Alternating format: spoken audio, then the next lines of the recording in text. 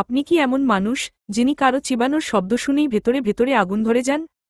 মানে, পাশে বসে কেউ যদি চপচপ করে চিবায় আপনার মেজাজ ততক্ষণে খারাপ হয়ে যায়। আপনার সঙ্গীর চিবানোর আওয়াজ, কারো নাক ডাকার শব্দ, অথবা সহকর্মীর ঘন ঘন পেন ক্লিক করা, এই সামান্য আওয়াজগুলো কি আপনাকে একেবারে উন্মাদ করে দেয়? রাগ, বিরক্তি, উদ্বেগ বা এমনকি পালিয়ে যাওয়ার প্রবল ইচ্ছা জাগে? যদি এমনটা হয়ে থাকে, তবে আপনি একা নন, আর আপনার এই অনুভূতির একটি বৈজ্ঞানিক নামও আছে। এই অবস্থার নাম হল মিসোফোনিয়া। এই শব্দটা এসেছে গ্রিক ভাষা থেকে, মিসো মানে ঘৃণা, আর ফোনিয়া মানে শব্দ, অর্থাৎ মিসোফোনিয়া মানে শব্দের প্রতি ঘৃণা বা আওয়াজের প্রতি ঘৃণা।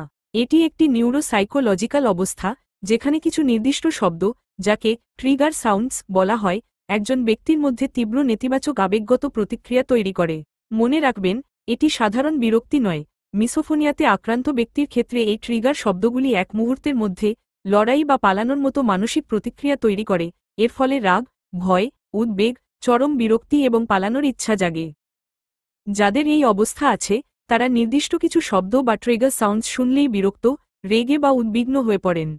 মিসোফোনিয়ার ট্রিগার শব্দগুলো সাধারণত মানুষের দ্বারা সৃষ্ট এবং পুনরাবৃত্তিমূলক হয়ে থাকে, যেমন খাবার ও পানীয়ের শব্দ, চিবানো, ঠোঁট চাটানো, শুরুত করে কিছু খাওয়া, জোরে গিলার শব্দ, শ্বাস প্রশ্বাসের শব্দ, নাক টানা, ঘন শ্বাস প্রশ্বাস, কাশি, হাই তোলা। অন্যান্য পুনরাবৃত্তিমূলক শব্দ, পেন ক্লিক করা, পায়ের আওয়াজ, কিবোর্ডে টাইপিং, ঘড়ির টিক টিক শব্দ। এগুলো শুনে তাদের মনে হয় মাথার ভেতর যেন কিছু ফেটে যাচ্ছে। এর সঠিক কারণ এখনও পুরোপুরি পরিষ্কার নয়। মিসোফোনিয়া আসলে মস্তিষ্কের ইমোশন প্রসেসিং সিস্টেমের সঙ্গে যুক্ত। বিশেষ করে অ্যান্টেরিয়র ইনসুলার কর্টেক্স নামে এক অংশ অতিরিক্তভাবে প্রতিক্রিয়া দেখায়।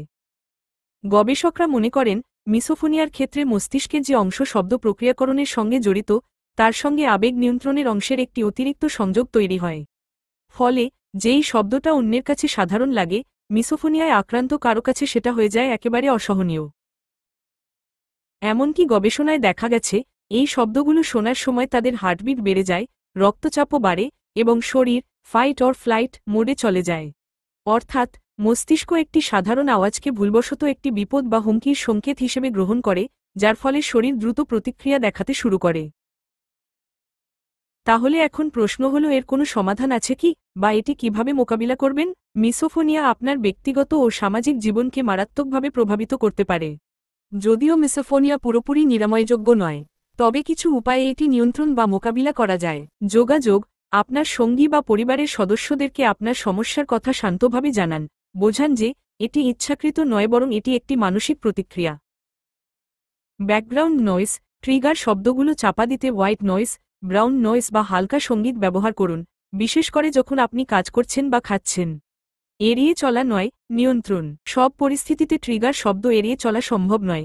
কিছু ক্ষেত্রে শব্দ প্রতিরোধী ইয়ারপ্লাগ ব্যবহার করতে পারেন, তবে পুরোপুরি এড়িয়ে যাওয়াটা দীর্ঘমেয়াদী সমাধান নয়। থেরাপি, প্রয়োজনে কাউন্সেলর বা থেরাপিস্টের সাহায্য নিন। কগনিটিভ বিহেভিওরাল থেরাপি, সিবিটি, বা সাউন্ড থেরাপির মতো চিকিৎসাগুলি মিসোফোনিয়ার প্রতিক্রিয়াগুলিকে নিয়ন্ত্রণে আনতে সাহায্য করতে পারে। এ ব্যাপারে মানসিক স্বাস্থ্য বিশেষজ্ঞের পরামর্শ নিতে পারেন। এছাড়া মাইন্ডফুলনেস মেডিটেশন এবং শ্বাস প্রশ্বাসের ব্যায়াম মিসোফোনিয়া নিয়ন্ত্রণে উপকারী হতে পারে। মনে রাখবেন, এটি কোনো বিরক্তিকর স্বভাব নয়, এটি একটি মস্তিষ্ক ভিত্তিক ব্যাধি।